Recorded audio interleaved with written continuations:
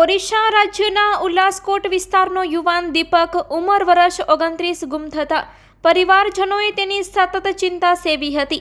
આખરે તે રખડતો ભટકતો સુરતના આશીર્વાદ માનવ મંદિર માનવ સેવા આશ્રમ મધ્યે પહોંચ્યો હતો। ત્યાંના સંચાલક જયરામભાઈ ભગત અને ટ્રસ્ટીગણ તથા કાર્યકરોએ તેની સારી સરભરા કરી હતી।